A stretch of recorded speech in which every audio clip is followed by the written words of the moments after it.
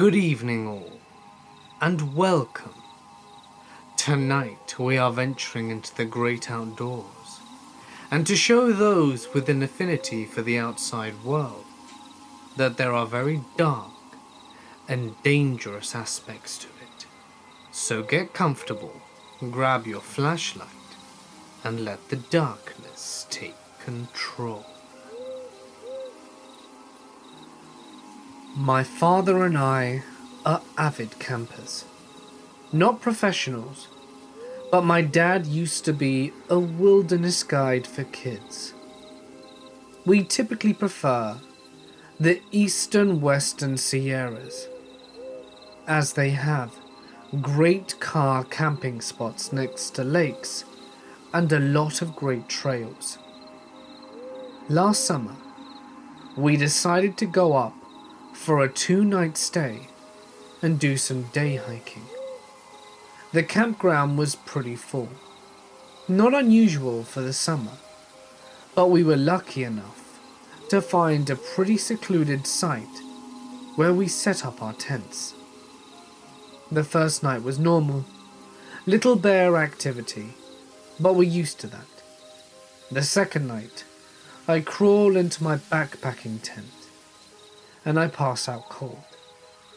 Until about 3 a.m. when I wake up to the sounds of footsteps. My dad is a diabetic and needs to get up to pee around 3 to 4 times a night. And the sounds are definitely footprints, but they're coming from the wrong direction. We were located next to the bathrooms, so the footsteps should be moving in that direction, but they're coming closer to my tent. They stop about a yard short, and the breathing gets really heavy. I first brush it off as my dad, maybe lost without a flashlight. The breathing goes away, and I fall back asleep, only to be awoken a few minutes later to breathing right above my tent. You know that terror? The rush that goes up your spine. I had that. This wasn't my dad. I lay perfectly still, but the footprints continued to circle the tent. I had the rain fly on, so I couldn't see through the roof, and it was a new moon and pitch black. Now I convinced myself that as a heavy sleeper, I am just dreaming. Just as that thought runs through my head, I feel a single finger run the length of my foot through the tent. Really slow and methodical. Now I figure I have to be dreaming, because my foot is in my sleeping bag and couldn't possibly feel that. But the comfort disappeared quickly when I realized, using the small ambient light available, that my foot was bare and out of the bag. I lay frozen as whatever it was stroked my foot for a minute or two, gave a few more labored breaths, and then just stood above my tent for what felt like an eternity before disappearing. I stayed up all night. In the morning, I heard my dad get out of his tent. I bolted up and met him by the fire. He looked me in the eye and asked if I had gotten up the night before. I asked him the same, and he said he had around 2 a.m. because he thought someone was going through our stuff. As I told him my story, we noticed our gear had been rearranged on the table. Every item, nothing taken. Footprints in a perfect circle around my tent. We still can't even talk about it without getting seriously skeeved out. I am originally from a major city in southern Ohio, and outside of town, there are a number of smaller townships. One of these is known as the more country bumpkin or redneck part of town. It's not even in the same county, but is part of the general area my city is thought of as. In the woods, there is this legend of Hell's Church, an old church that burnt down, where Satanists do rituals now, or a Satanist church that burned down by a ritual, depending on who you ask. There are a number of Hell's Churches myths in Ohio, in many different places, but this one was closest to us, and a number of my guy friends decided they wanted to be ghost hunters and check out haunted places around where we lived. We were all juniors in high school, and while all of us obviously thought this was just stupid bullshit, we thought it was funny to go out and scare ourselves. Plus, most people had cars or driving licenses by now, so we were enjoying this new burst of freedom. I'm a scaredy cat about most stuff like this, but I was the most tomboyish girl in the group, and always kind of wanted to be able to hang out with the guys.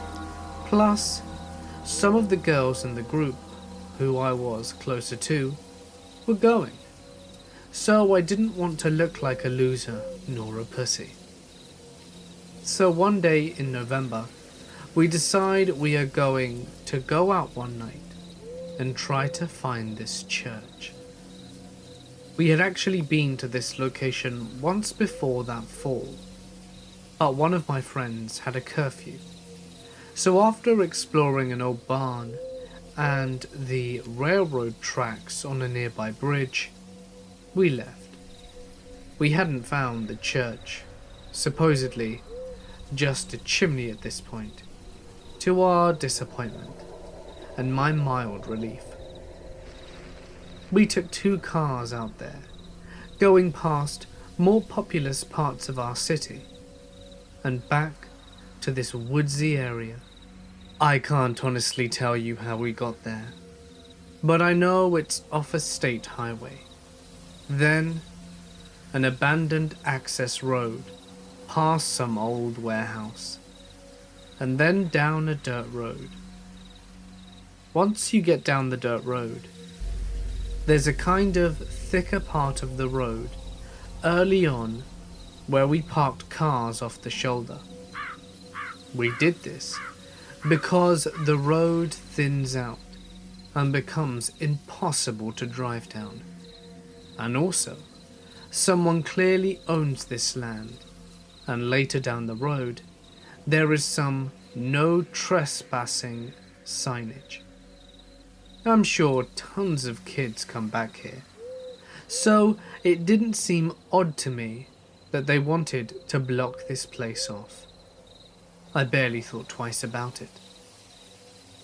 We get out of our cars and start walking to the dirt road, wandering off the path from time to time to check out barns or clearings where we thought the chimney might be.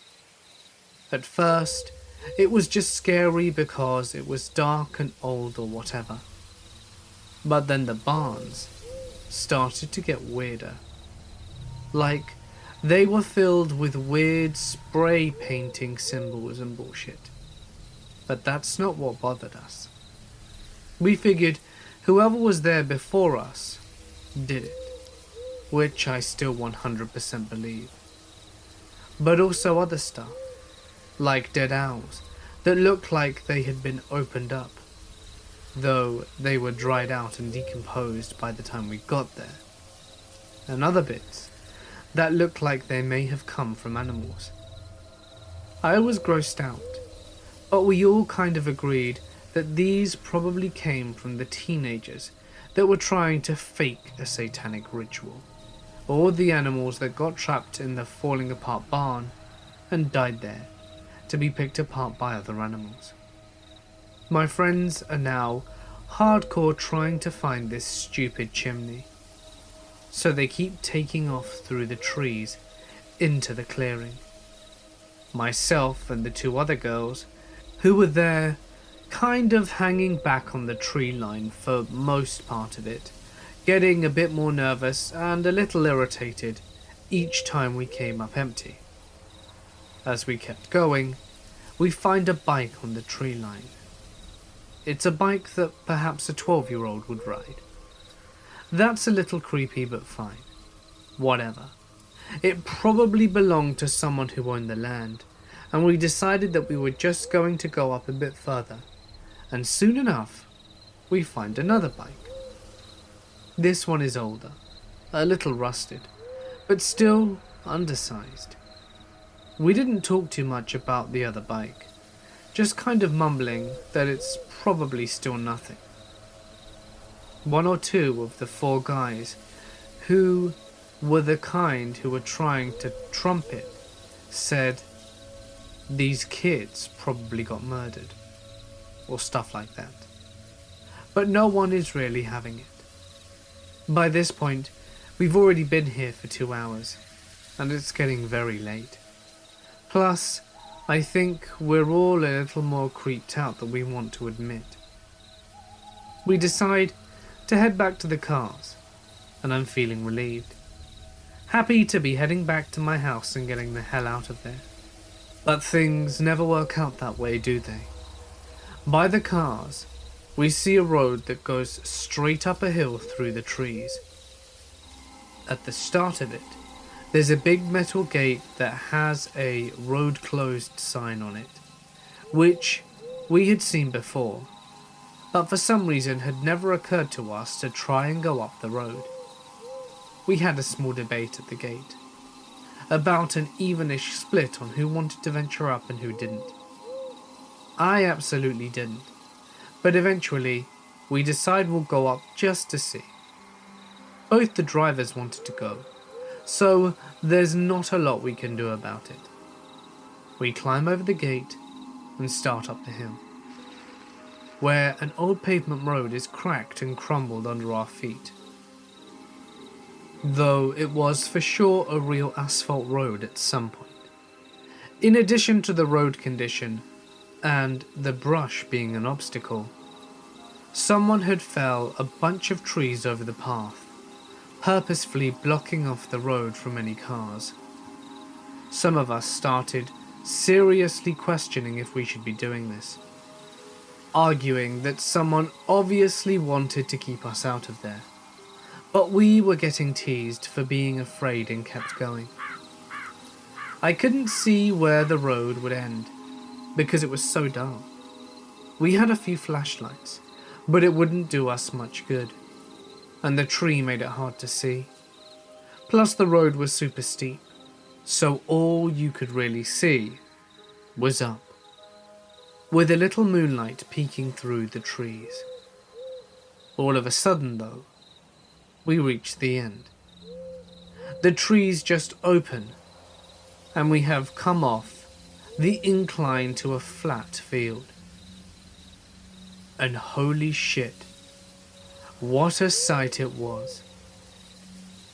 It's the flat field with a tall prairie grass on either side, probably 2 to 3 feet high and pretty uniform. The path we are on splits the large clearing we are in down the center and leads through the grass to a cul-de-sac with 3 buildings. 2 look like they are farmhouses, with 1 barnish building. They were wood, and while they may have been painted at one point, they looked like they had mostly weathered and had been stripped by time. I see this and I am done. I want to leave. But of course, some of my friends say that we have to check out the buildings. At this point, I finally put my foot down, as do the other 2 girls, and one of the 4 guy friends who decided it was enough for him.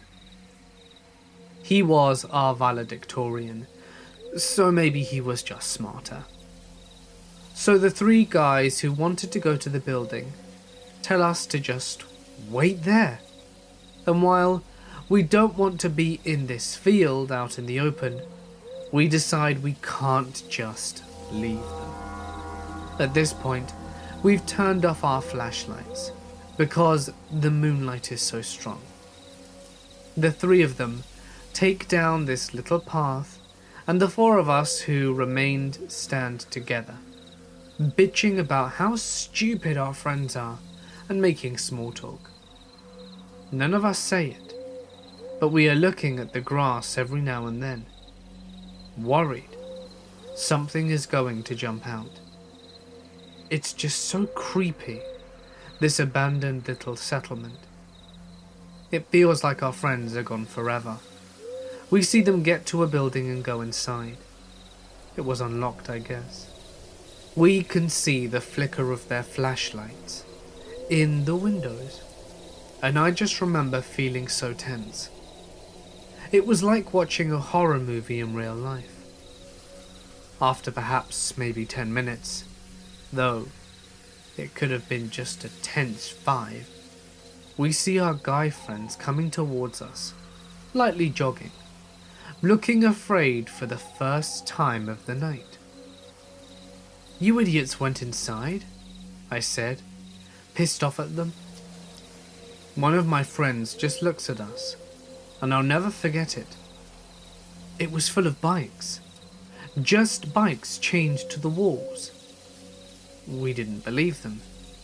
We kept waiting for them to say that they were kidding. But they insisted. Said it was like they were just storing a bunch of bikes there. Most of them smaller. They looked afraid, and as much as I didn't want to believe them, I did. These aren't the type of guys that pull pranks on us for long. By then, we all agree that we need to leave, and we start down the hill, hurrying the best we can. All of a sudden, about halfway down the field, we can see a car's headlights down the hill, about where our cars are. We see them pass slowly, and we know someone is down there looking for us. Because it's so far off the beaten path, we figure it's one of two things. The cops. And we are going to be screwed for trespassing. 2.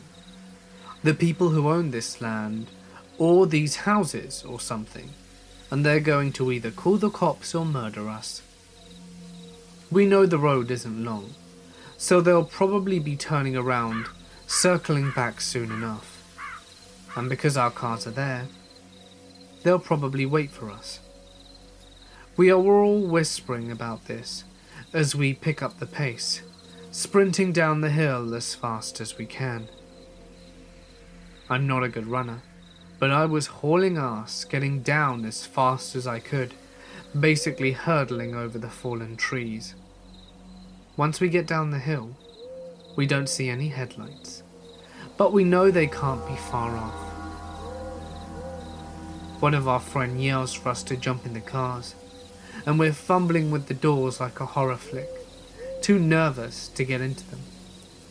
We get in, and just as we start the cars up, we see the headlights speeding down the road. A giant black truck roaring up behind us. The truck seemed larger than life, raised up off the ground. The whole thing was terrifying, but extra terrifying was that we couldn't see who was driving in the dark, and with the headlights behind us. We peel out of there, totally pedal to the metal. The truck is still following, bearing down on us as our two cars race out of there. The car is also getting very close, threateningly close, almost as if it were trying to run us off the road. We're all screaming, looking back at the truck, fighting for some distance. Once we get to the highway, we're switching lanes trying to escape.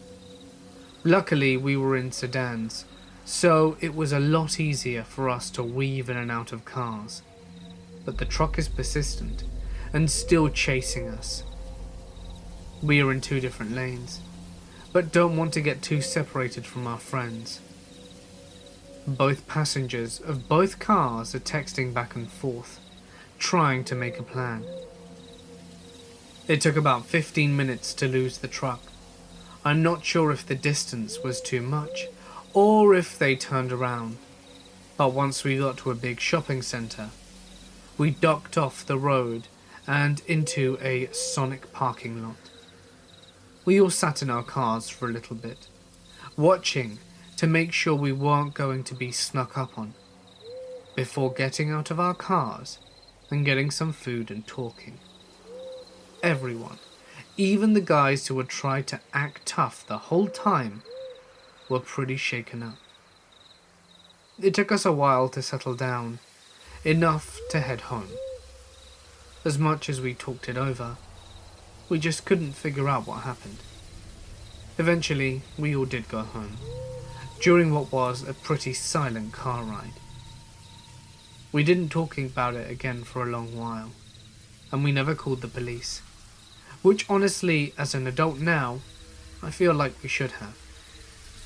I don't think about it often, only during the fall really, but when I do think about it, I ask myself, who chased us? Why was that mini township abandoned? Who owned those bikes? And where are they now? Last summer, my boyfriend and I went camping in some nature preserve in Pennsylvania.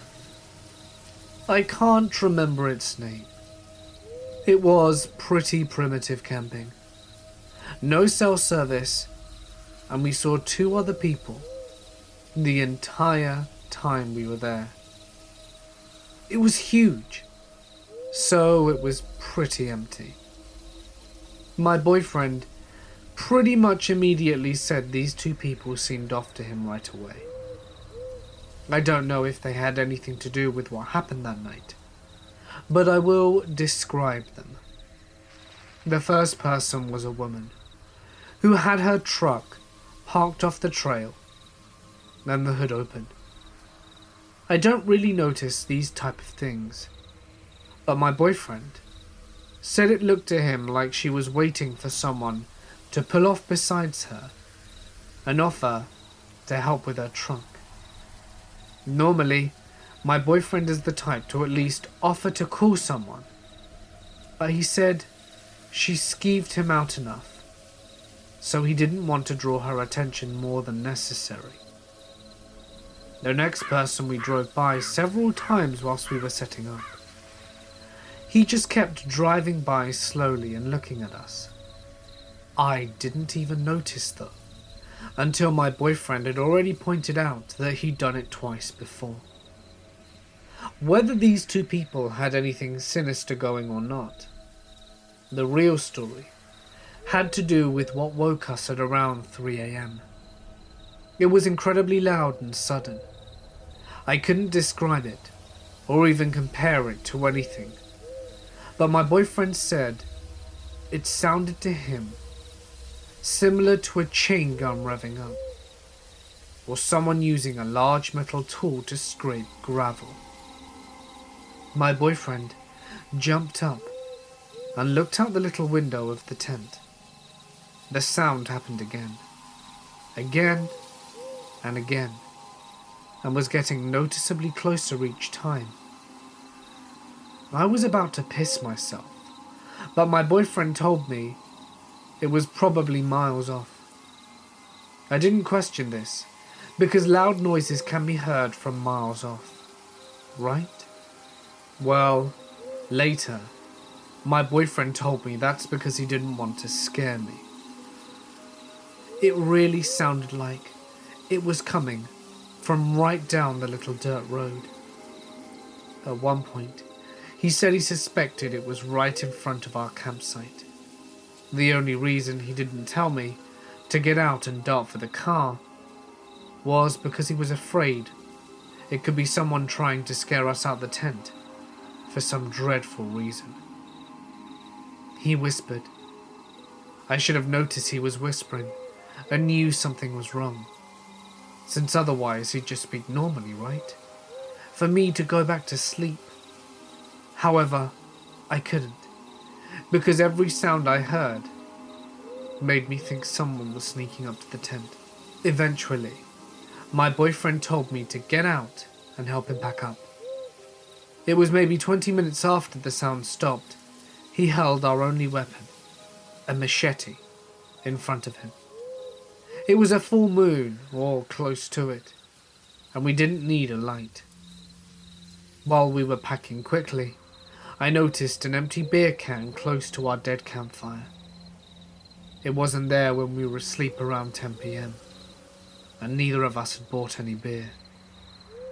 Thankfully, we got out of there, and for the rest of the trip, we either camped in areas well populated by the campers, or got a hotel room. I live in the foothills of the Appalachian Mountains in northeast Georgia. It's a beautiful area with hundreds of miles of national forest, some great state parks, and a ton of fantastic camping places. Unfortunately, my hometown is also relatively poor. While there are some out-of-town residents from Atlanta and other places, a lot of people where I live are really poor. I do freelance work as a technical writer, so I can do most of my work online. If I didn't have that going for me, well, I'd have to move somewhere else. It's just one of those small towns that will rob you of your ability to accomplish anything in life, if you stay there too long, without anything else going for you at least. Except a handful of doctors and lawyers and Georgia Power Company employees. The only employment in the area is at Walmart, fast food, and a couple of grocery stores. To the east of my town, there is a massive national forest. It's loaded with great camping sites and lots of relatively unused hiking trails. I really enjoy hiking on them with my dog, but it can be a bit of an unnerving experience sometimes. It's about a 10-mile drive from town, and there's no cell phone service or homes for miles. In the past, there have been a lot of vehicle break-ins at the trailheads. The gravel parking lots at some of them glitter with bits of broken glass from what I'm guessing were car windows. Sometimes there are really shifty people hanging around these trailheads, or just driving around on the forest roads. They are really rough roads, and you'll see these beat-up $500 cars just barreling along roads meant for 4x4. Some of the people you see in the cars look like the guy that got crushed by an ATM in Breaking Bad. All that being said, it is still a great place to camp. However, you just have to be careful. So a few years ago, two of my friends and I decided to go play paintball in the national forest. I know, it probably isn't legal. We decided to turn the paintball expedition into a camping trip, so that we could play the next morning too. After a pretty uneventful day of shooting paintballs at each other, we drove a couple of miles to one of the more popular camping spots. But unfortunately, a church group or something had taken up all the spots in the area. This was really the only camping spot that we were familiar with, and it was getting pretty late. We decide to keep on looking, so we drive for about an hour further and further into the woods. By this time, it's getting a bit dark, and we're getting a bit worried about finding a spot. We all had GPS on our smartphones, but none of us had any service. We turn off onto an unfamiliar road that isn't in very good shape. In fact, it looks like the Forest Service rangers used a backhoe to block off the road with a mound of dirt. The broken metal barrier lay in the woods nearby. That said, it looked like the 4x4 vehicles had been going over the mound, so it was pretty worn down. Our F-150 had pretty high clearance, so we decided to go over the mound. There was an old gravel road on the other side, and the road was pretty much clear of debris. We drove a few miles down this road and came across an opening next to a small creek. There were some blue tarps hanging over a plywood table nailed to a tree, which seemed kind of odd. That said, it was pretty much dark at this point, and we didn't want to keep driving around all night looking for a camping spot. We left the truck light running, and we set up the tent. As we began setting up the tent, I started to notice that there was a lot of trash in the woods surrounding the site. I see a green bottle laying on the ground. I take a look at the bottle, and I see it's a bottle of home and garden insecticide. I was really tired at the time, and just thought that someone had been dumping their home garbage out there. None of us thought it was weird that someone would be dumping garbage in an area that is more than an hour from the nearest home. We set up our camp. We had some beers and made chili from scratch. It was delicious. By this time, it was probably around 11 p.m. As we're eating, we notice a faint glow from the other side of nearby hills. At first, we thought it was moonlight filtering its way through the trees. However, the angles didn't make sense. It didn't seem to be a bright light, and it wasn't moving. It was kind of like that glow you see over a bright city. We couldn't see the light source itself, though. Since there were no other access roads in the area, we decided it wasn't other campers. The hill was about a quarter mile from our campsite, so we decided to investigate. Under normal circumstances, I know I wouldn't have done so. However, we all had a few rum and cokes in our stomachs, and two of us, Jacob and I, decided to take a look. My other friend Isaac decides to stay behind and pop some popcorn over the fire. We start walking towards the light source, and the situation gets even stranger. All the trees in the area have their bark knocked off in a circle around their trunks. We thought it could have been the work of beavers that lived in the creek, but it seemed strange that a beaver would just go around all these trees and knock off the bark in a circle.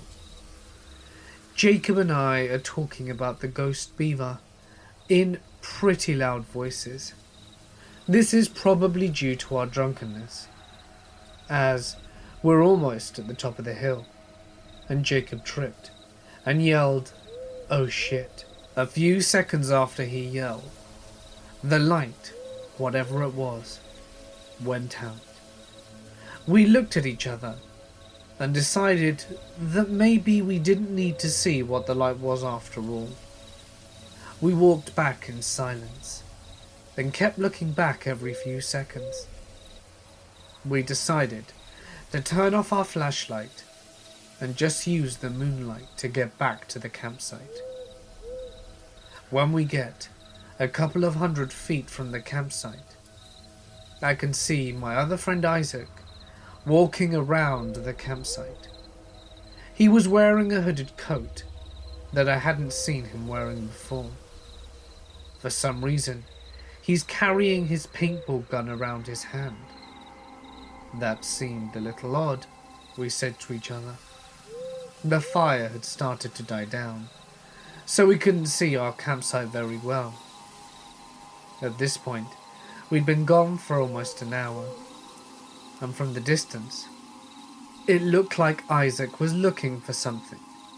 He kept walking around the site and was peering in the tent. When we were almost back at camp, we saw Isaac walk up the road we came in on. We figured that he was going to use the bathroom and didn't want to wander through the woods like us. When we got back, we sat next to the fire and waited for Isaac to return. All of a sudden, we see him lurch out of a tent. He stumbles a few feet and vomits. After we left, he had a few more rum and cokes, he mumbles. We ask him why he kept wandering around the campsite with a paintball gun, and he gets a strange look on his face. They're locked up in the cab of the truck. Did you unlock it? We go and check the truck, enter the door code, and see that all our paintball equipment was just as we had left it. The keys to the truck were still hidden in a magnetic fob underneath. I get a sinking feeling in the pit of my stomach. Isaac, what were you doing after we left? I ask. I was watching a movie on my phone. Then I fell asleep, I guess. But you were walking around with a paintball gun, right? Did you just change jackets? Isaac said he had been in the tent since we left, and that he had been wearing the same unhooded fleece all night. Someone had been walking around our campsite, and it wasn't Isaac. At this point, all of us are way too drunk to drive, but we decide to go ahead and pack up and go back to my house for the night. We don't bother packing up the tent. We just fold it down with the sleeping bags and everything in it. We jump into the F-150 and I start to drive out. When we get to the dirt hump, we see something grey blocking our path. The metal barrier that had been lying in the woods earlier is now back on its stand, right on top of the hump. By this point, all of us had sobered up to the situation, and no one wants to get out of the cart and try and move the barrier. I had a metal guard on the front of the F-150, so I drive forward slowly, tapping the metal barrier with the front of my truck. It falls right off. I assume it just must have been balanced there, and we drove over it, slowly. We were terrified that it would pop one of the truck's tires as we drove, but fortunately, it did not. As we drive down the road, we see a vehicle following us with its lights off. It's probably 1,000 feet behind us, but we keep catching glimpses of it as the moon reflects light off it. I start to drive as fast as I can on the Forest Service Road, and the other vehicle keeps pace. It doesn't get any closer though. It just stays 1 or 2 turns behind us. We can only see it when the road straightens out. And after about 45 minutes of speeding along gravel roads, we make it back to the main paved road. I start to drive everyone back to my house, but I decide to go a different way just to be safe. I didn't get pulled over for a DUI, luckily. Camping can be fun, but very rural camping can be dangerous. I've driven past that metal barrier since that time, but it's always been in place. I would never go down that road again though. I was hiking and camping in the Okefenokee swamp. My girlfriend and I were far from being the only ones there. But when we woke up one morning, we took a canoe out in the swamp to explore. It was early, and there was a thick layer of fog resting just atop the water. The whole swamp was completely still. No animals in sight at all. We paddled down the waterway for a while and saw nothing else. Not a single person. Not a bird. Not anything. We did not hear a single sound. We had just cornered a bend in the swamp, and we hear it. The loudest guttural bellow I have ever heard in my life. I could feel it echo through my chest, a true dinosaur sound. We ceased our paddling to look up at each other, a little bit creeped out. We knew it was an alligator, but we had never heard one that loud. We both look behind the canoe, and behind us, the backs and eyes of at least 20 alligators had risen. They had just surfaced out of nowhere.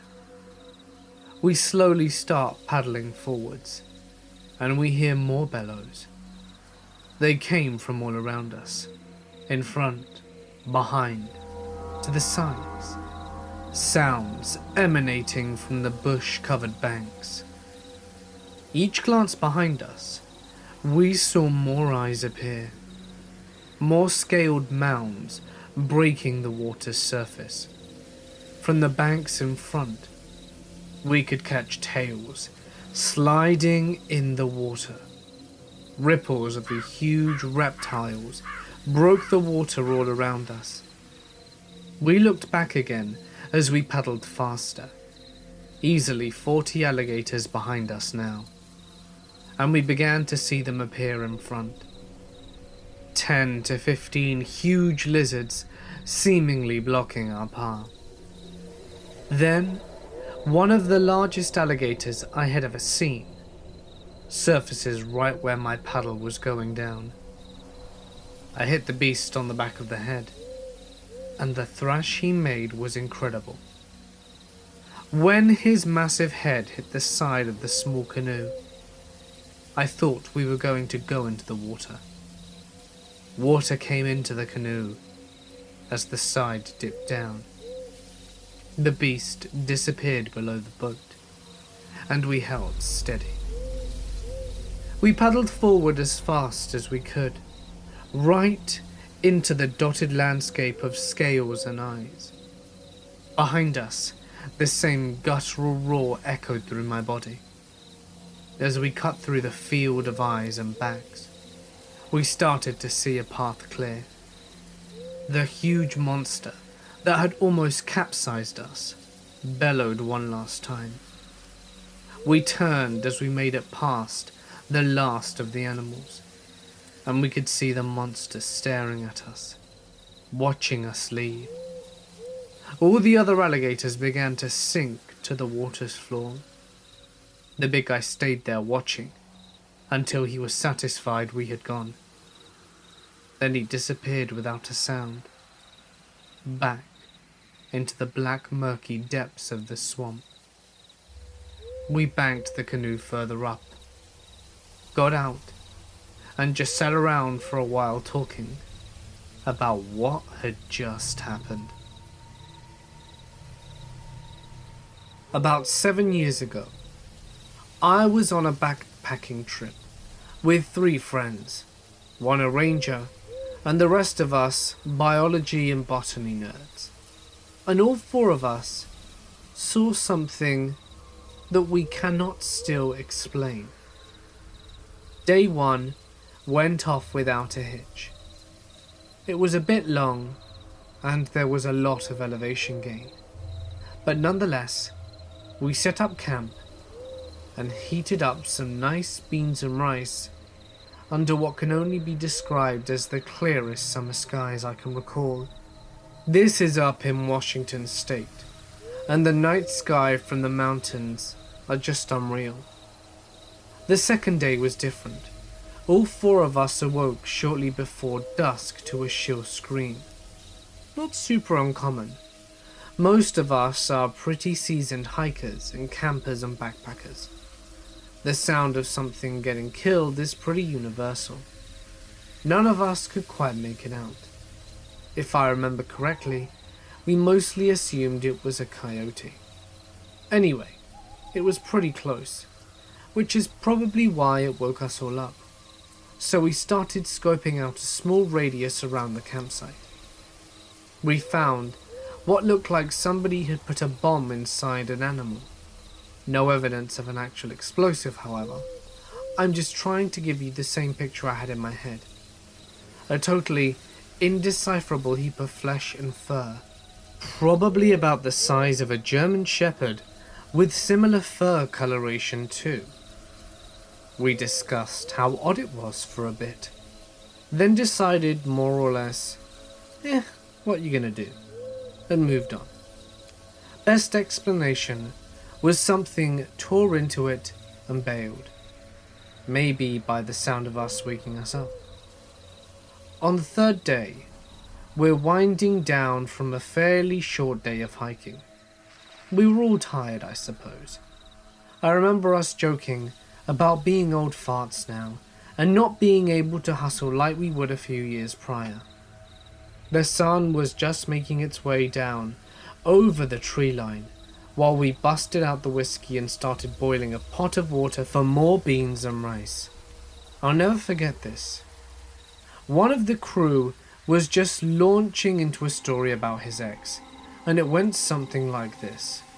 Yeah, so she was just about the worst possible kind of, and then he gets cut off by a loud pop, which we all unanimously recognized and described as a tree's last leg snapping before it falls. We're all standing now, scanning the tree line. We're in a small clearing, aside from the single large tree we're next to. A few minutes go by without a sound. Nothing. Then we start hearing the forest's life make noise again. We all settle back in, presuming the tree would lean up against another tree instead of hitting the forest floor. But it sounded pretty close, even though there weren't too many trees we needed to be concerned about. It couldn't reach us if it fell in the middle of the night. Then another wail, like the one we heard on the first night, except more distant.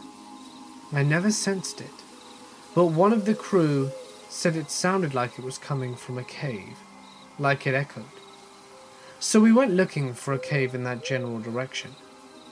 We were out for about 45 minutes before one of us suggested we should head back, as we were going to be out of sunlight soon. Never did we find anything like a cave that could explain the reverberation. More importantly, it was starting to get dark, and we were a little a ways from the safety of our tents. Heading back towards the clearing and our campsite from the woods, something catches my friend's eye. "Did you see that?" He's pointing across the clearing about 9 o'clock. we're taking a direct path to our campsite, so it's dead ahead at 12. We're all looking in that direction, scanning the tree line. Where what? Dude, I'm telling you, there, right there, was a person just beyond camp. He's visibly shaken by it. It's pretty obvious he wasn't fooling around or thought he could be mistaken. And if you're wondering, shaken, because we're no way near a road or town, and even the nearest trail is miles away. A handful of times I've run into other backpackers in similar ways, people checking out your camp, heading the direction of your fire. So the rest of us are pretty open, let's go check it out. But not our buddy. He suggested we all take a knee and wait and hide in the tree line's cover. So there we are, kneeling in the brush, staring at our own campsite from the other side of the clearing, when we all unanimously see a figure start to move against the brush from 9 to 8 to 7, counterclockwise. Remember, we're at effectively 6 o'clock, so this becomes increasingly unsettling. I remembered noticing our ranger buddy readying his rifle, and another friend putting a hand on his knife. I'm pretty sure we're all feeling the same uneasiness now. I say we saw a figure, but really, we could just hear and occasionally see the brush moving in the area. My ranger buddy declares it's just a bear. The original spotter, whispering his argument, is standing like a person. We decide that either way, getting into the clearing and making our presence known is the best choice. We either need to scare off this bear or confront this person. So we all stand up and jog into the clearing shouting, "Hey, bear!" This is more or less standard procedure in case you're wondering. All being sure to keep our eyes towards the area we last heard and saw something moving. Nothing happens. Nothing at all. We're all just standing in the middle of the clearing, somewhere about halfway between 6 o'clock position and our camp, just waiting for something to happen. We're about 20 minutes away from total darkness, when there's another wail from 4 o'clock. Remember, we're all staring towards 7 o'clock? I whirl around before realizing one of us was already looking that way, and his face is totally pale. There's a bunch of adrenaline here, and everything is happening pretty fast, and I'll never forget catching the look on his face before I fully turned around. Then I saw it too. We all did. There's a silhouette of a tall man leaning over something else, facing away from us, and then he clearly rests on one knee before turning to look our way. Our ranger buddy has his rifle in the air. "Hey, who the hell is..." He's about to lay his aim for hunting, when the figure comes to full stand. It's hard to gauge, probably about 6 foot, and then absolutely takes off away from us. I don't mean like a man scrambling to run away, or a bear bounding off into the bush. I mean like Usain Bolt, as if he were born and raised in the mountains. Never in my life have I ever seen anything like it, and I'm almost embarrassed to admit it.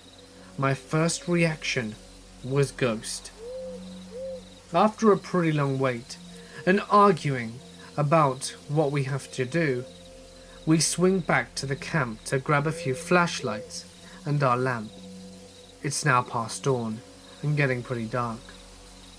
We make our way over to where the figure was leaning, and another mound of flesh. Without getting too detailed, this time some unmistakable fox paws were intermixed. Again, it looked like it was exploded open, and the meat eaten on the spot, not harvested like a hunter. You probably wouldn't be surprised to hear we didn't sleep much that night. We make jokes about encountering the Sasquatch out there. I've never been a spiritual man, and still am not, but it's very difficult to shake the inhuman, yet human supernatural nature of the way it looked and moved. Shadowy, and none of us could make out any kind of clothing that would break up its silhouette, since we could barely see any details anyway. We all figured an actual person's silhouette would be a bit more chopped by wearing a jacket, carrying something, a hat or whatever, and not to mention, I've never personally seen something kill quite like that. Closest thing I've seen is a deer carcass post-bear in a time of year that would have made it very hungry and aggressive, which wouldn't have been during our late summer hike. What gets me is we heard the same shrill wail 3 times, and the distance between our 2 sites and our day 3 site was close to 10 miles, meaning we were on the same general trail as it was, though none of us noticed any trail markings. Either that, or it was following us.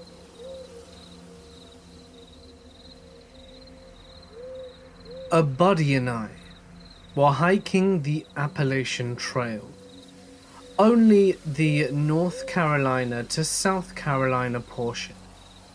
It was summer, the weather was great, and we cross into South Carolina and meet a super nice elderly couple and talk with them and ate lunch.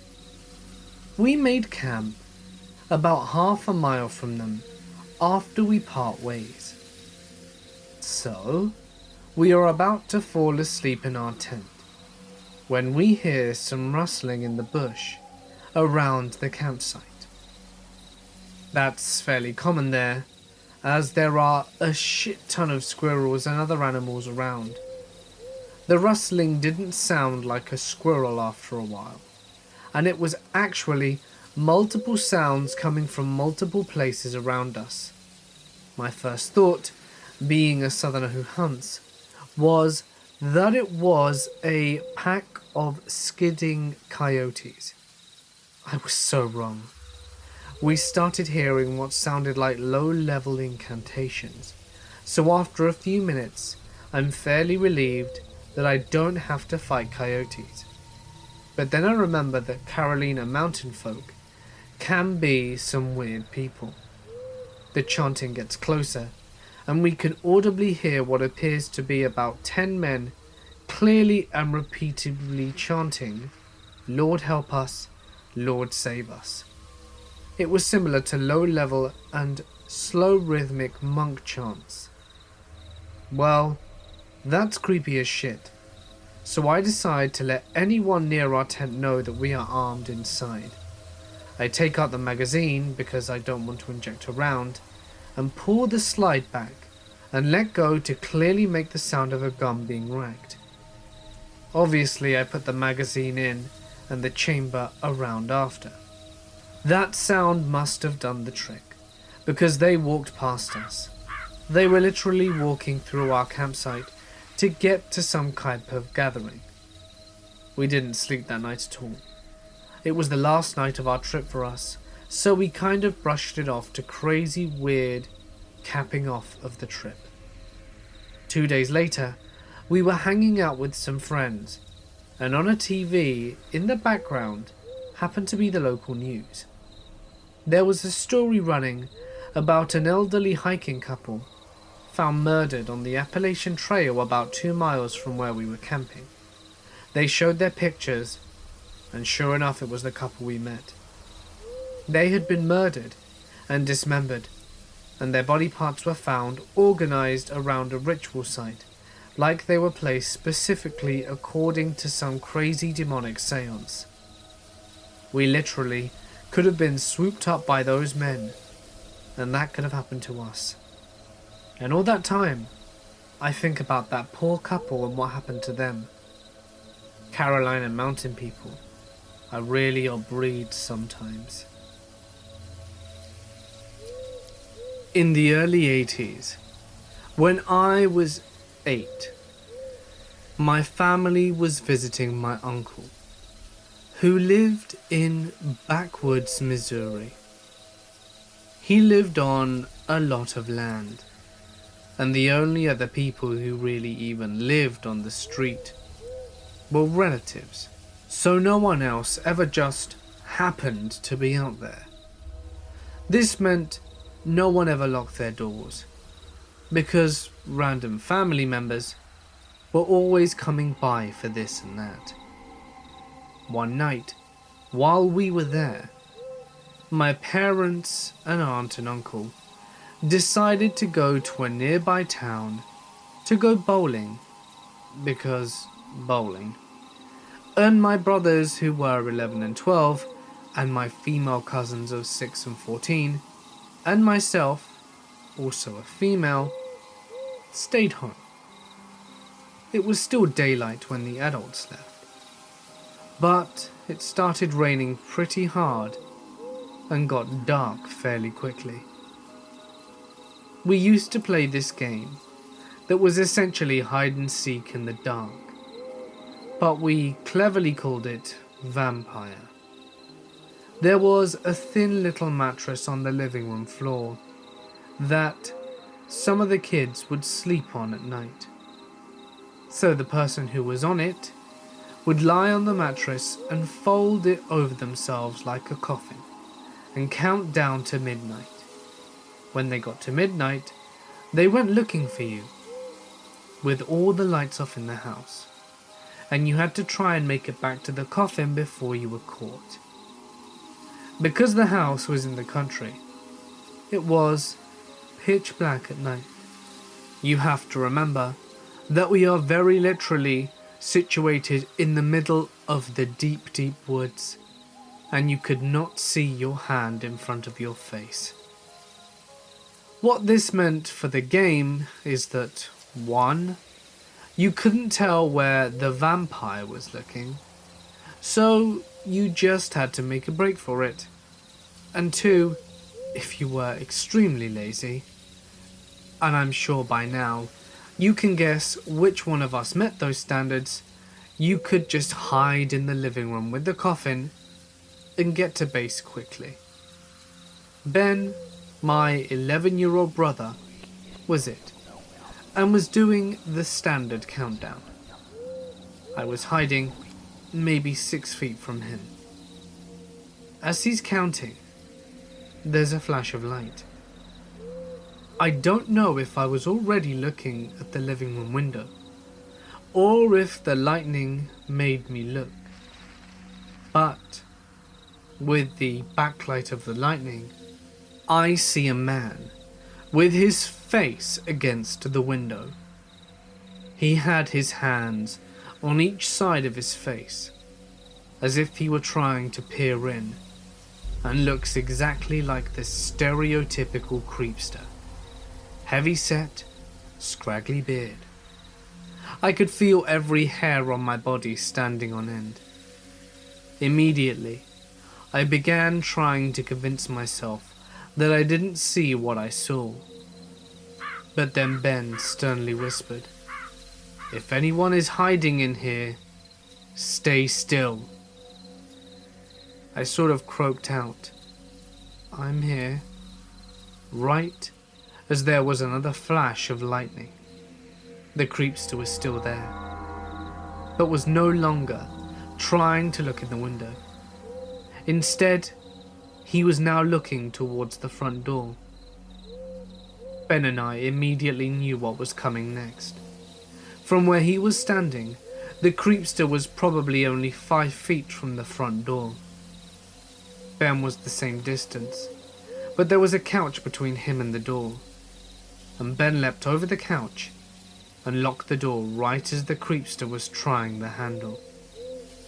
At this point, I guess Ben decided it was best to let the creeper know that people were home and that we knew he was there, because he flipped on the porch light and then started turning on the lights in the house. This is going to sound weird, but I was too terrified to panic. Having said that, I was relying completely on Ben to know and tell me what to do. He told me to go and lock the other doors, and was yelling for everyone to come out and lock all the windows. Honestly, the next few minutes are a haze in my mind. I remember everything up until this point extremely clearly. Then I remember the end very clearly, but I'm less clear about the middle. I know that I locked all the side doors and then the sliding glass door on the back of the house. When we've talked about it over the years, some people remember us seeing him out the back door as well. I don't think I remember that. What I clearly recall is locking the sliding glass door and standing there frozen, hearing Ben in a very calm but firm voice say, "Close the curtain. Listen to me, okay? Close the curtain." So I did. Ben can't even remember that part, and I just remember my fear in Ben's voice. We tried to call the police, but my aunt and uncle had a stupid party line, and it wouldn't work. Whether from the storm or from neighbours leaving it off the hook or whatever. For the record, they are the only people I've ever known with a party line, so this wasn't normal to me either. But for those of you who don't know what that is, in rural areas, multiple people on the same street would actually share a phone line. It would have different rings for different households, but you could pick up the phone and listen to your neighbour's conversation. We also tried to summon help on my uncle's CB radio, but it couldn't reach anyone. My uncle was a hunter, so he had a gun rack full of rifles in his room, but my older cousin was on an out-of-town hunting trip and took them with him. All we could find was a BB gun that looked like a real rifle. I vividly remember Ben trying to put me on phone duty and Scott, my older brother, on CB duty, while he stood watch at the little window at the front door with a BB gun. Maybe 30 minutes later, Ben said, "He's back! He's coming up the driveway," and the rest of us froze in fear. But Ben opened the front door and stepped out onto the porch, pointed the gun and said, "Get out of here, right now." Then we hear our cousin Kyle, who lived down the road, say, "You know that's a BB gun, right?" Even though Kyle was only 15, I remember that we felt like we'd been saved when he showed up. Kyle seemed really skeptical of our story, like we were playing a trick on him, even though we had no idea that he was coming, but he stayed up with us until our parents arrived home. Honestly, I don't even remember if we even told our parents what happened when they got home. There was definitely no police involvement though. We just went on with our trip, but never played vampire again without some mention of that night. A few years ago, my friend Tez and I set out on the Great American Road Trip. We were going to drive from New York to Los Angeles, zigzagging through the country for 6 weeks. We were both in our early 20s, pretty broke, as my mom had been a long-haul trucker. I suggested that to save a ton of money, we should sleep in the back of our hatchback. It was a pretty cozy setup. We bought some blankets and sheets at Goodwill and cut one of them up to make curtains. By the end of our first week, we'd gotten so we could set up camp in about 10 minutes. Luggage moved to the front, curtains up, bedding laid down, and out for the night. We slept in parking lots, free campsites, rest areas, and basically anywhere that seemed safe and semi-legal. There were never a night, after the first night anyway, where we felt scared, until the last week of the trip in Arizona. We were near Flagstaff and had gotten pretty used to our routine. We didn't go on a set schedule and would never drive for more than 3 or 4 hours a day. No destination really in mind, outside a few must-see landmarks. We drive to places we found the night before on Google and take suggestions from other campers, locals, and people we met. We'd also gotten very good at making friends. We went to Denny's with a group of rednecks we met at a campsite in the back of their pickup because I got hungry and overheard them saying they were going there too. We met an 80-year-old cowboy who took us out drinking and taught us to line dance at a country bar. Played the guitar with some musicians in the middle of a thunderstorm, and got fed breakfast and dinner by tons of campers who invited us to hang out with them. We spent the 4th of July with a family who basically adopted us into their campsite. Basically, every encounter we had with a stranger was a positive one. This night didn't look to be any different. We found a free campsite on Google and drove up into the woods following our GPS. We were pretty far out of town, and something seemed a little bit off when we pulled up into the campsite. There was one RV parked, and 2 cars further up in the trees. We pulled up near the RV, and a man opened the door. Tez waved hello, and he just stared at her. His expression was completely blank. Then, as if she hadn't said anything, he just slowly closed the door again, staring at us the entire time. Figuring he just wanted some privacy and thought we'd be obnoxious, we pulled further down the road and found a flat spot to park the car. Instead of our usual routine of setting up camp immediately while it was still light out, we goofed around for a while, smoking and laughing and taking dumb photos of ourselves. Tez pointed out a campfire further down the campsite, and we decided to go be friendly. We'd met so many cool people in the previous 5 weeks just by going up and offering beers or just chatting, so we wandered over. Near the campfire there were 2 men, the owners of the cars we'd seen earlier. They seemed friendly, and we sat down to chat with them. They were drinking and smoking, and we sat down and had a beer with them. One of the men seemed pretty off, and we came to find out that the 2 of them didn't actually know one another. The older man was definitely on some sort of drugs. He was spinning in circles and talking about UFOs. However, he seemed harmless. This left us chatting with the younger man, who claimed to be a former park ranger. He was handsome and easygoing, and we spent several hours just chatting to him about our trip, families, everything.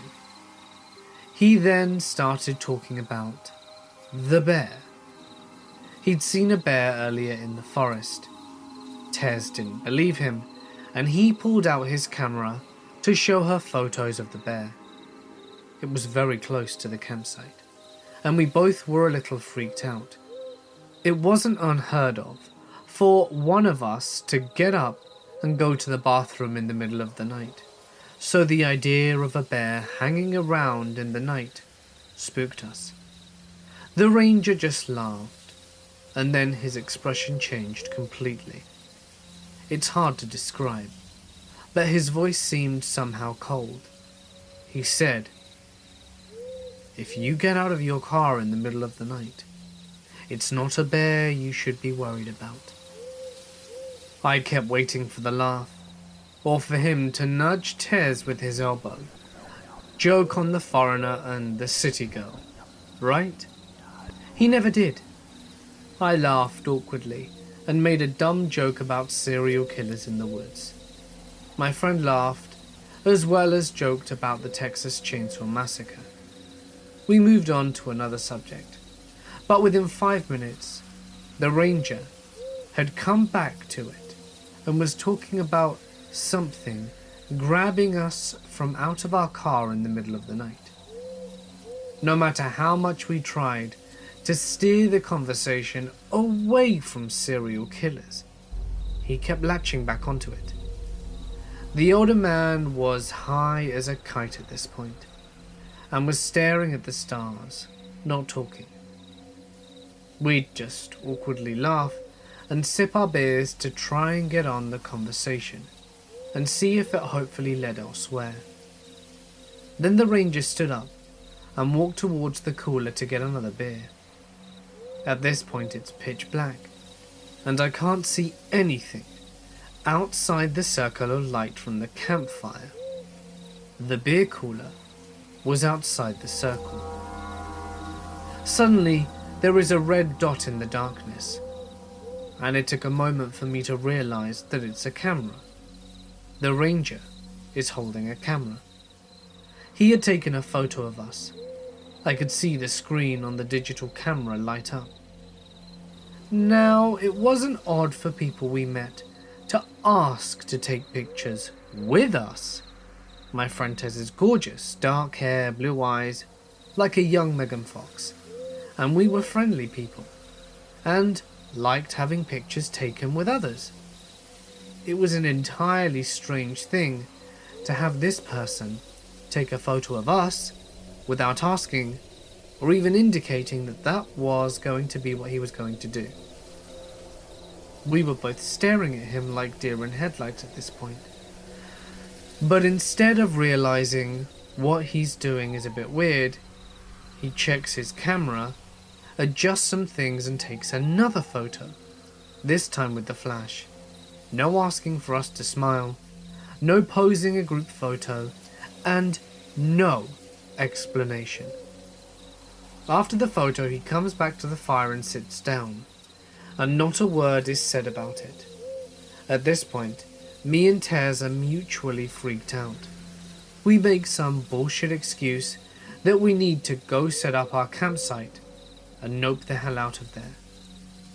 When we stand to leave, the UFO guy smiles and says to have a good night. However, the ranger looks at us with a smile that doesn't reach his eyes and says, "Be careful out there. There are more than bears in the woods." Every hair on my body stood on end. I wasn't alone in my discomfort either, because Tez laughed a response out and pulled me away from the campfire towards our car.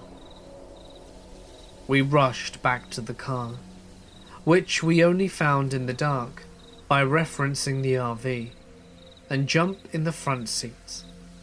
My friend Tez is all but hyperventilating. "Why did he take a picture of us?" I was shaking. I responded. I read that serial killers sometimes warn their victims. She stared at me for a second and locked the car doors. "Do you think he just took victim photos of us?" We both freaked out. She was in a full panic and turns the headlights on in the car. I immediately yell at her to turn them off, because now he knows exactly where our car is. God knows why, but that is the only night we did not set up camp. We didn't need to tear anything down, so we just put the car in drive and floored it out of the campsite. As we got onto the dirt road, the ranger was walking towards our car with some cold expression. As you can obviously tell by the fact this story is being told, we found another place to crash for the night, and fortunately, weren't his next victims. I don't know if he is a serial killer or not, but regardless, he certainly knows how to creep a pair of girls out. My brother is 7 years older than me, so when I was around 9 or 10, he was in high school and had to hide from our parents that he smoked and dipped tobacco. As a result, most days of the week after he got home from school, as I was homeschooled, we'd go out into the woods for an hour or two. We lived way out in the country, in an already rural part of East Texas, so there were plenty of woods to explore. The land south of our house was all owned by a mining company, and my parents didn't want us going out there. So we always crossed a fence to the north of our house and explored the woods out there. Very likely, someone's local property that we had no business being on. But when you live out in the country, you figure you'll have plenty of sign before you accidentally walk into someone's backyard. After a few months of venturing out in this area, we never traveled more than an hour's distance from our house, and always in daylight. We decided one day we'd just keep walking and walking. My brother smoked and spat into a Dr. Pepper bottle. We entered big pastures and drove back into even deeper woods. Whenever we talked about it, we've always said that we must have traveled at least a mile, but we usually say far more. Eventually, we came across a circular pond. I distinctly remember having a much higher rim on one side, and my brother explained that was because a tractor had dug it out and piled up more dirt on one side than the other. We kept on going past the pond and entered another patch of wood, and we came out and saw that the tree line curved around sharply to the right, and the clearing we now stood in opened up far wider. We went in that direction, and while my memory of getting there is a little hazy, I know that we suddenly came across a very large white building surrounded by a high fence. There was a gate large enough for vehicles to move in and out, and a dirt road leading away from the facility. We could hear the sounds of activity and could see people walking around the outside of the fence near the gate. I'm afraid any other details I could give at this point might be coloured by false memory or exaggerations from an imaginative young brain. At that moment, we both felt the spine-tingling terror, alerting the body that something about this was very wrong, and that we were not supposed to be here. We were at least going to get in very serious trouble. We were standing in the middle of a clearing, gawking at a facility of some kind, on what was obviously someone else's property. We were seeing something deep out in the woods that we had never known was here. All this time we'd spent walking around these woods. If we had just gone a little ways further, we would have stumbled across this. I remember standing there for a moment longer, asking my brother what this could possibly be. He told me something along the lines of, "I have no clue, but we really should get out of there." The tone of his voice truly freaked me out, as I remember running back hard the way we came, crossing the same pond and cutting a path as close as possible to the route we had travelled. When we finally stopped, out of breath, my brother told me that there was no way, shape or form that we could utter a word of this to our parents. They were spankers and awful grounders, and he knew the trouble he'd be in for taking his little brother into what was quite possibly danger. After that day, we kept going out in those woods, but never that far. Eventually, my brother got caught with a can of skull, and my dad made him eat the whole can and puke it up on the porch. Being an easily intimidated little kid, it wasn't hard to get more information out of me than my brother's smoking and dipping habits. But I never brought up the facility we found. Over the years, my brother and I had brought it up many times. Our parents had gotten way laxer since we'd all grown up, and we even told them the story, to my mother's retroactive shock. We've added a lot of other weird ones to our arsenal in the time, as our family has always lived by huge areas of land for us to wander around. But this one would always be our favourite. It's always, remember the time we almost got killed by those government researchers? Remember the time we found that crazy building in the woods with people walking around it? But for the past few days, this event has been really bugging me.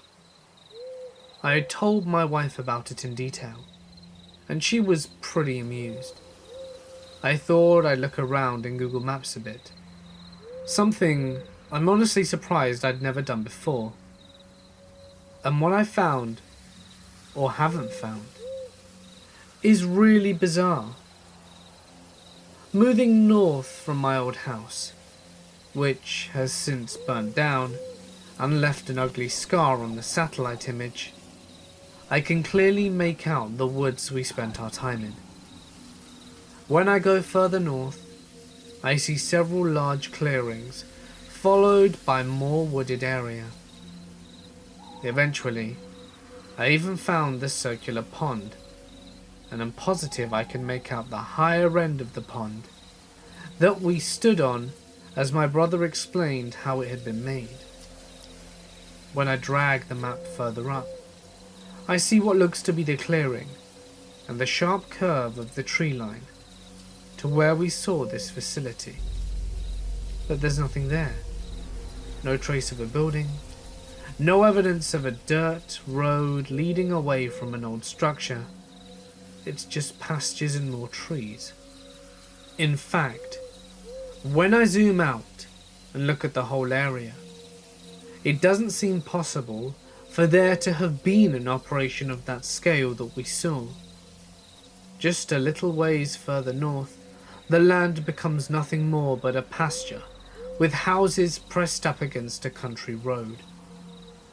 For people to have come and gone from this area, they would have had to have made roads of some kind, as well as power lines stretching out to the building. But there's nothing like that on Google.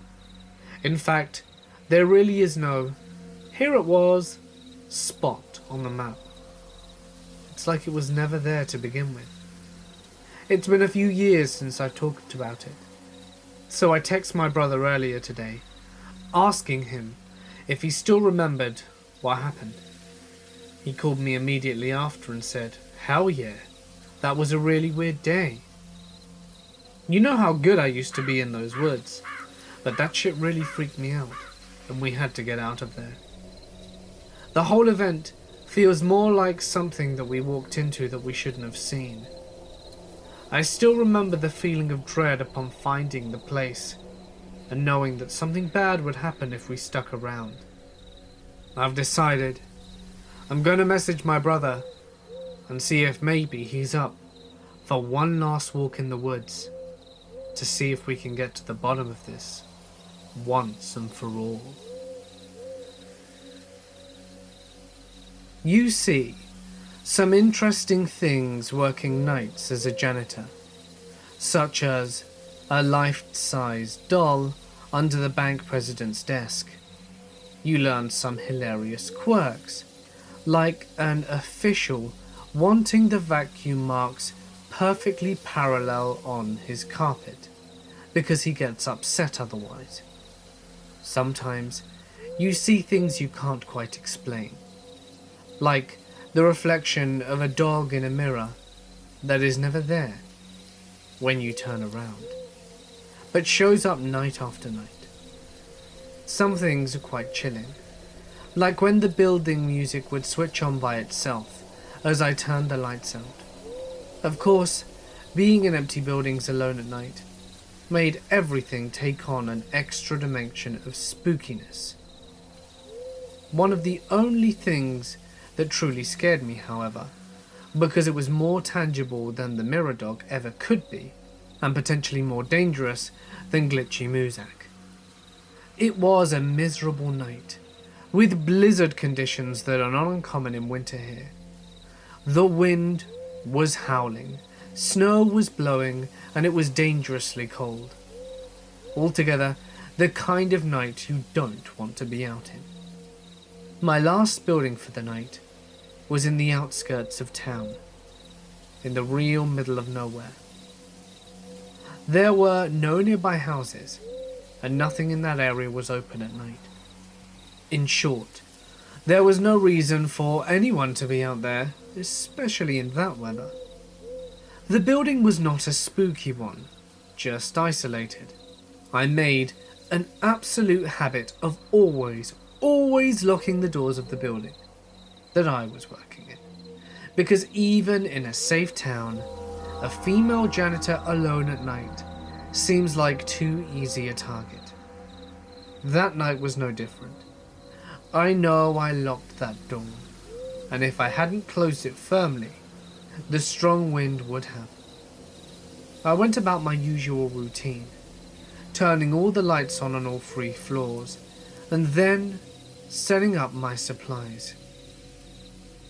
The building had an odd layout, with a sort of bird's nest loft that the boss's office was in, overlooking the main floor. I usually started with a loft and headed up there, but realized I had forgotten something and headed back down. I was distracted, and this building always annoyed me, but I wasn't listening to music and didn't even have earbuds in, so I was very reasonably alert. So I was a little surprised to find the side door standing wide open, with the wind rushing in and snow already drifting up.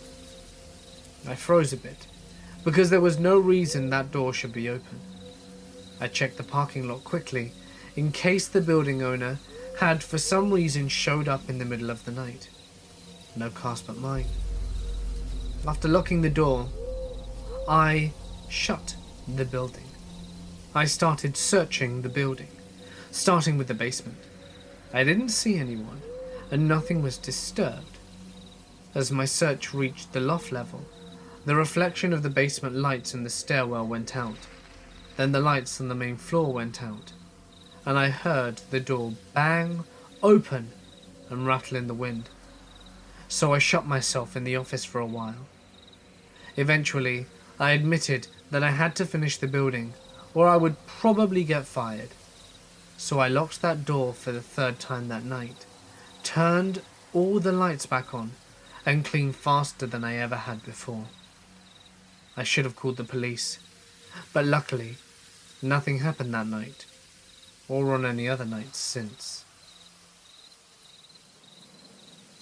This happened a few months ago. I am a female, and at the time, I was 18. Now, I live with my mother, stepfather, and younger brother in a 3-bedroom apartment on the bottom floor. It is a nice place with 2 balconies, which are about 8 feet off the ground, because the building is built on a rather steep hill in an isolated area. Now, the front door of the apartment is self-closing, and when it closes by itself, it slams rather loudly. Now, my family had decided to leave and go for some Indian tacos, and since I was home, they didn't bother to lock the door. I decided to stay home because I am an introverted extrovert and had already been social enough that day, and I wanted some me time. My family is located in a town in Nebraska that doesn't really have much crime. It is nothing like the part of the town that we originated from. It is a town full of military families that have plenty of money. Pretty much the only thing to worry about are the little city brats who've been spoilt so much they think they can get away with anything. Anyway, the apartment setup is quite simple. You have the front door with a little hallway, which, if you go right, you then have the living room, kitchen and dining room. Then if you go left, there is another hallway which has 3 bedrooms and a bathroom. Now my room is the very first one in the hall. One cannot pass my room without me knowing. This was an intentional choice when we moved here, due to my anxiety and PTSD. I have problems with paranoia because of past experiences. My little brother was intentionally put between my bedroom and my parents at the end of the hall because of said paranoia. Mainly, my need to check on my family members after I've had one of my terrible nightmares. Now, I had laid back on my futon in my room, and I had my bedroom door closed so that I could enjoy my privacy without my anxiety kicking in and making me think someone in the apartment was with me.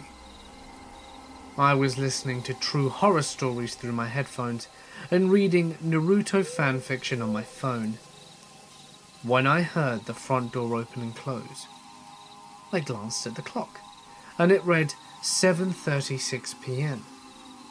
I thought, okay, they're back, and my little brother will follow the same routine and burst into my room without knocking to bug me and let me know that they were home. I waited. Nothing.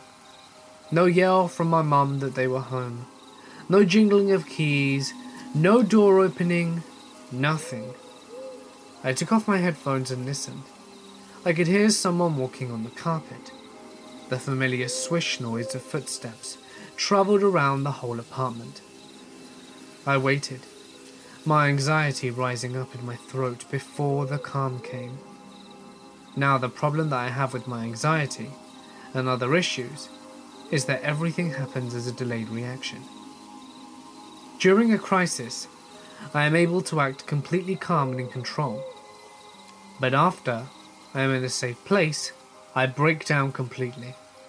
I sat on my futon opening my mouth, slightly, to quiet my breathing. Smooth, slow breaths through my nose and mouth at the same time. My heart was still pounding.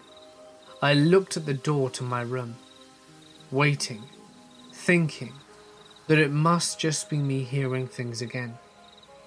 Thin apartment walls and such. I then heard the person walk down the hall and try to open my parents' bedroom. I stared at my door even harder. I heard them turn and walk back down the hall, stopping halfway. Shit. They must have seen the light under my door, I thought. I watched the door, not wanting to move from my futon, and have the metal futon stand make a loud creaking noise. They came to my door, and I heard them touch it. The instant I saw the door move slightly, from them putting weight on it, I jumped up and ran to the door. Now the entryway to my room has the door inside a little square area, so I ran over and put my back against the wall and put both feet on the door. I grabbed a nearby blanket and put it at the bottom of the door. I watched the door handle, and it never moved. They never even touched it. The person on the other side just kept pushing on my closed door and latched door. No lock, just me holding it closed. I felt the door push against the weight of my legs and feet. I knew I wasn't imagining this shit. I could actually feel the door move. I still had my phone in my hand. I quickly turned to call the volume all the way up and dialed 911. A man answered and I gave him my address. The volume so loud you could hear the conversation, as if the phone was on speaker, and I explained the situation to the dispatcher, and we talked for a bit. He asked me if I had something to defend myself, and I told him I had pepper spray in my purse, but that it was 8 feet away from my bedroom door, and laughingly said that it's probably not a good idea right now. The dispatcher agreed with me. Now, during all of this, the person on the other side of my door had been listening, and it seemed as if they finally understood that I had called 911, because I heard them run through my apartment, over to one of the balcony doors, rip it open and run out. I informed the operator of this, and we continued talking until the cops arrived and they checked. Nothing was taken, and nothing was moved as far as I could tell. My family arrived to the cops being there and were freaking out. My mother nearly went mama bear, she was so freaked. So that's the story. Why you should always lock your doors, even if you're at home. I had a business trip that took me to Arizona and didn't want to pass up a chance to visit some great views and hiking in Sedona. So, worked it into a long weekend. I got up early one morning to hit the trail before the pink jeeps descended upon some of the more visited places. First stop was a previous Anasazi site, purely for historical reasons. After hiking in from the road by foot, I got a good 30 minutes at the site before the first jeep tour showed up, packed up my day, and headed down the trail. My second goal that morning was a fairly gradual but scenic hike up the side of a nearby mesa. However, the weather that day wasn't cooperating, and I kept my eye on some thunderstorms to the south that were building. As I continued to gain altitude on the switchback trail, I had a beautiful view over the valley towards Cathedral Rock. The low clouds filled in and began to build, and some downpours were visible, but no strikes landing on the mesas in the rain and lightning.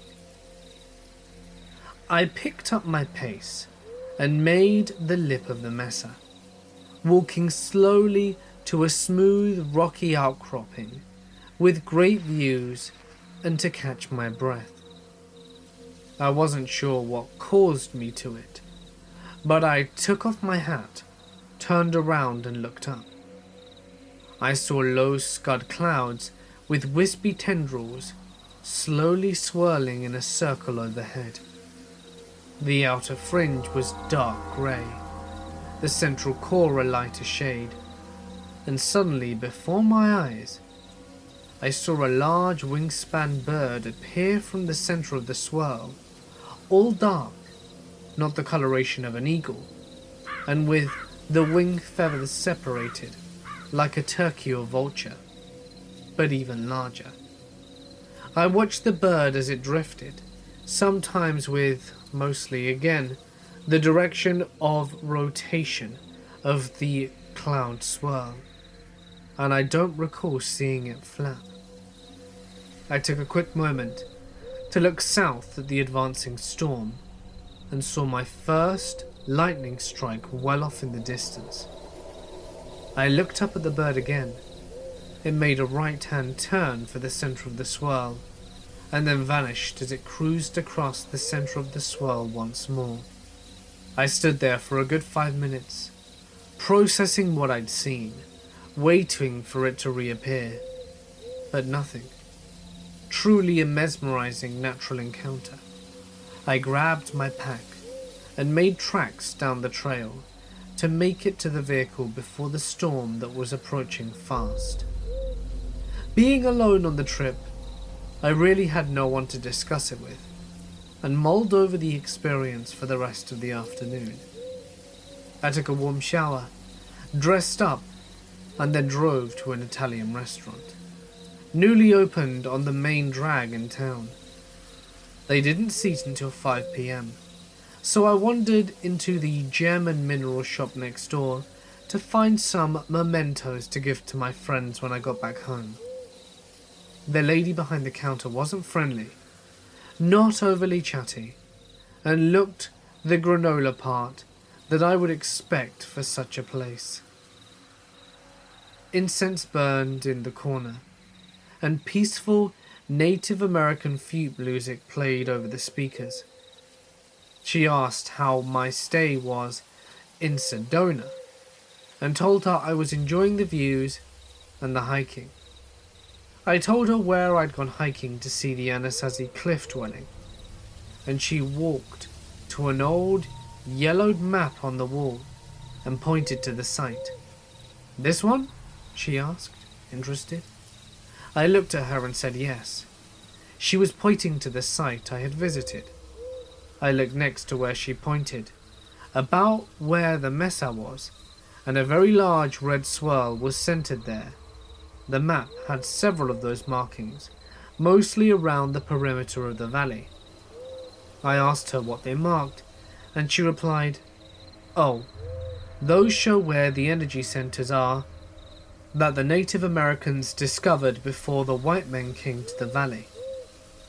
I hadn't told her about my trip up the mesa, but she must have sensed it from my facial expression and asked, "Did you see something up there you can't explain?"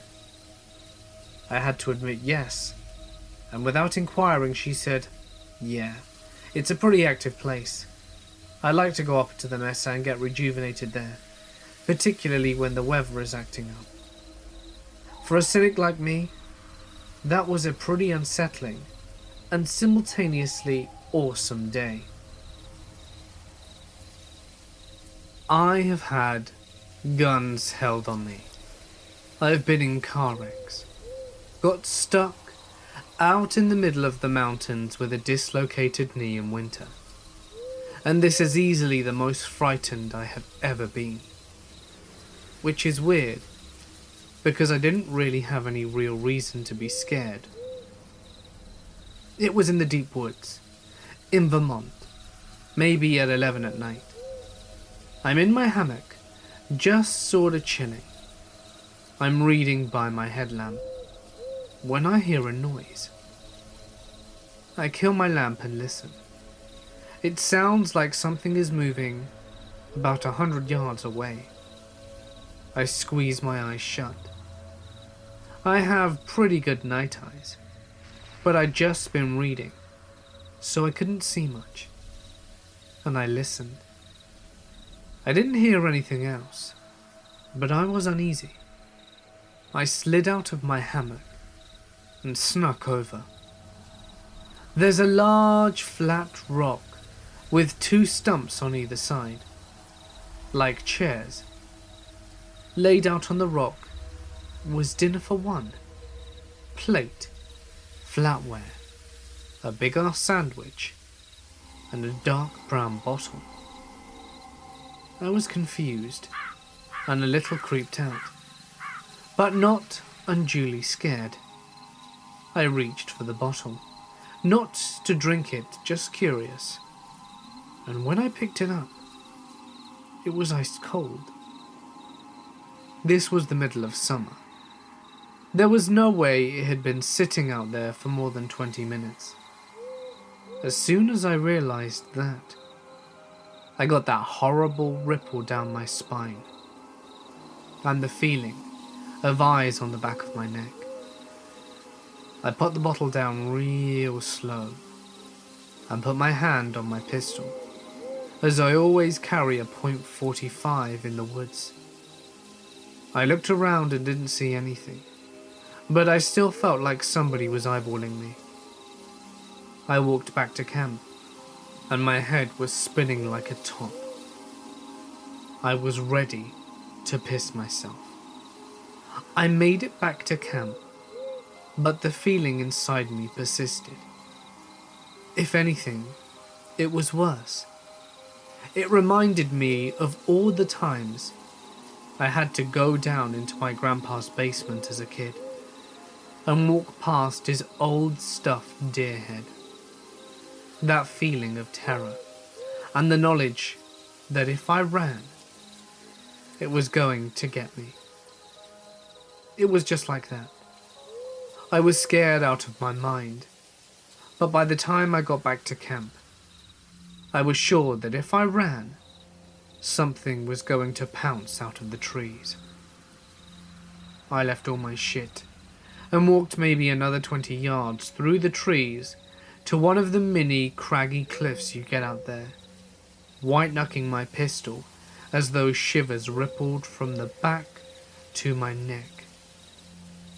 Every horror movie I'd ever read, every scary story I ever told, it was all bouncing around my head. I put my back to the rock, and I stayed there. I had that feeling of being watched by something that had no love for me until about 3 in the morning. When the sun came up, I packed my shit and booked it. I didn't go back to the table. I just got my gear and hoofed out of there as quickly as I could. I had to sleep another night in the woods before I was out. And while I didn't feel anything, I still hardly slept a wink.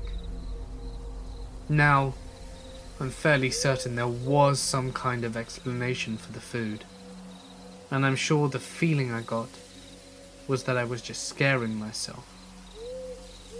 That said, while I love to camp in the Green Mountain State, I haven't been within 50 miles of that spot again, and I still have nightmares about it. I went backpacking with my cousin about 4 miles into the Angeles National Forest. We set up camping during the day and went on with our normal backpacking routines.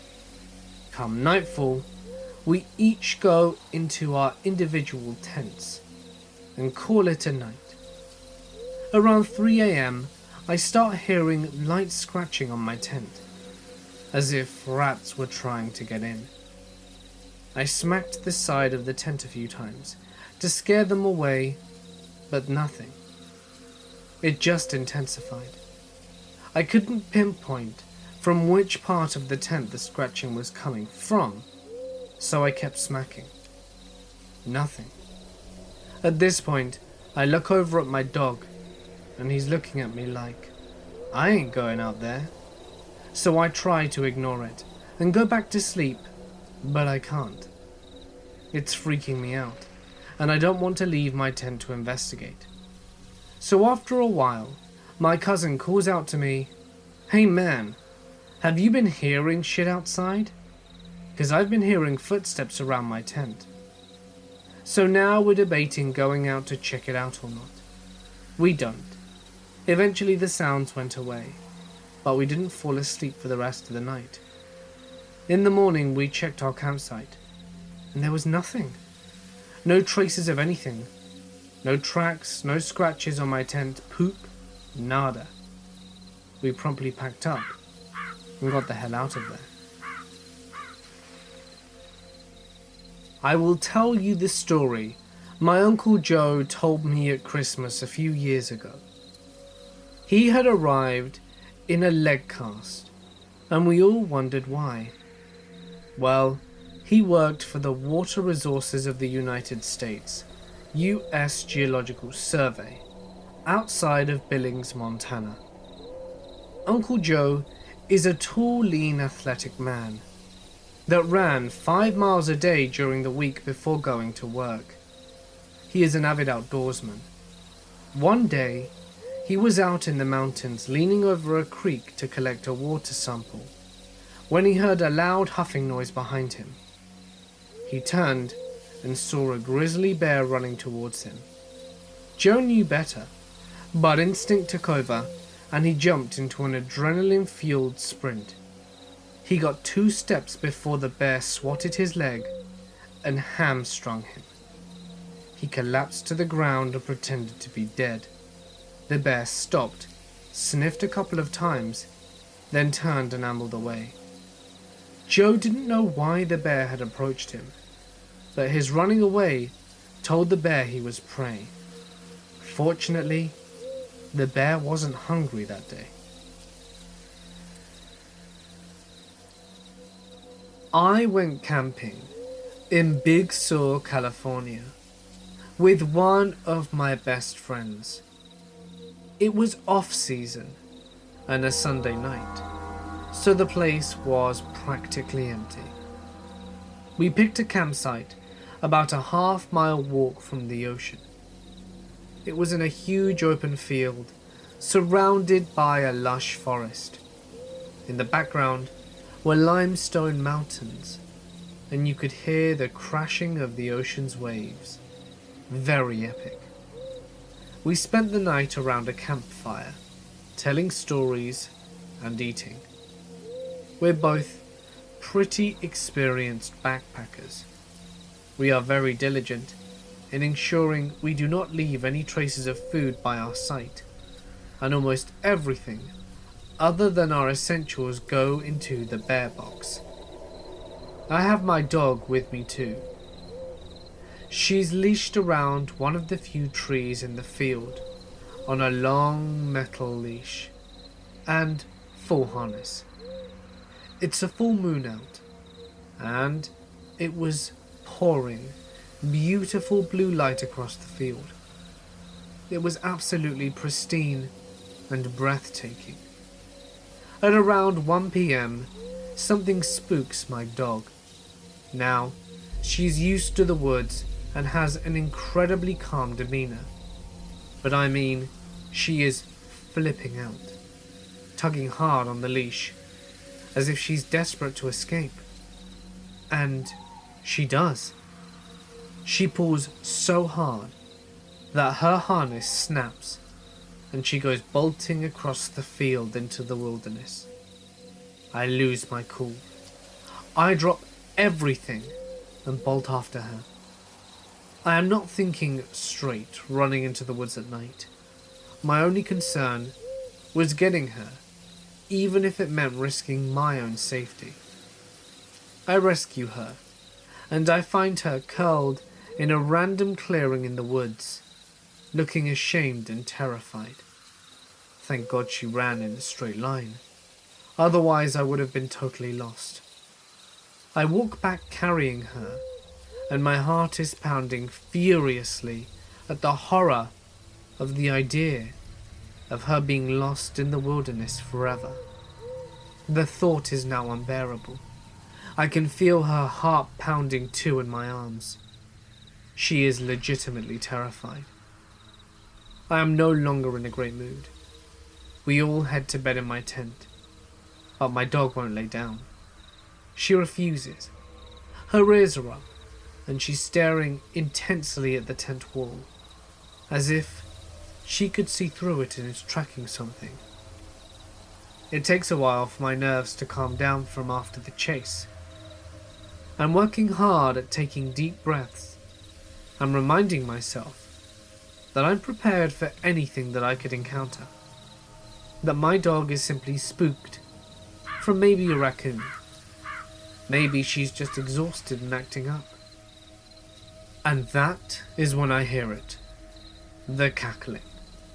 A high-pitched laughter that is full of disgusting types of joy coming from outside my tent. My senses go on high alert. My body tenses up so tightly. It's like I'm about to break in half, and I cannot even breathe. And then I hear more cackling, like a group of witches were doing something evil just yards away. It fills my hearing, laughing and more laughing. It's loud and just sounds so wrong. I can't even bring myself to move to look at my friend. It's like my entire body has given up. The laughs are then followed up with blood-curdling screams. It honestly sounded like someone was being murdered. It was full of panic and horror and sadness. Dear God. It could have been wolves or coyotes killing their prey, but it sounded so distinctly human. The laughter, the sobbing, the screams. Finally, my friend says, "What the hell?" I even begin to laugh a little, because the situation was so intense and wild. I had no idea how else to react. I couldn't handle this. I suggest that we bolt for the car.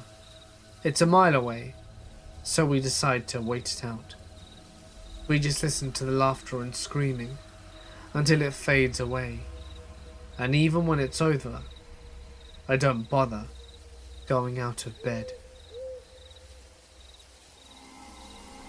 I was performing research on various tree bacteria in the woods when a shirtless, heavy-set man comes out of nowhere with a seriously dangerous-looking axe. He's sweating and smiling, as though he has just got done chopping. Mind you, we're in the middle of nowhere between two bordering states. It's uncommon to see anyone other than patrol. Like a bumbling idiot, I announce my feelings and inquire about his axe. His response? "Yeah, it's pretty sharp. No problem cutting through somebody if you're not careful." Immediately I noped out of there, walking at the brisk pace I could without running. Tried patting on my radio every now and then, hoping he'd think it was working. And it wasn't. I looked behind me every so often, and he just stood there the entire time. Some say he's still there to this very day. I worked on a hotshot crew at the time for the Forest Service, so we spent 2 to 3 weeks at a time out in remote areas. We covered a large amount of ground on foot, generally no way near trails or common backcountry traffic. We found plenty of strange things, like stashes of guns, creepy old trapping cabins, and even had to shoot a bear once that was way too interested in our spike camp. We took bear matters extremely seriously. After a crew member was attacked by a bear in 2008 while performing a burnout operation. Bears are no joke. They are seriously dangerous. Well, one day, my buddy Greg and his saw partner were following the fire, cutting line. Suddenly, Greg noticed a pair of Carhartts, half buried in the ground. "Ooh, Carhartts," Greg said with enthusiasm, plopping chew spit out. Greg's saw partner knew something must be up, as he noticed from a distance that Greg pulled out his chew and flicked it on the ground. Greg always saved his chew for a 2-use cycle of consumption, and his partner gave him that chew an hour ago.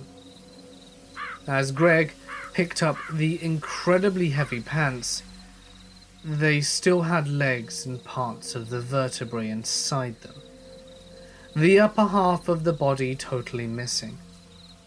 Turns out, some poor guy got torn apart by a bear. Literally torn apart. They found the rest of his body a quarter of a mile away.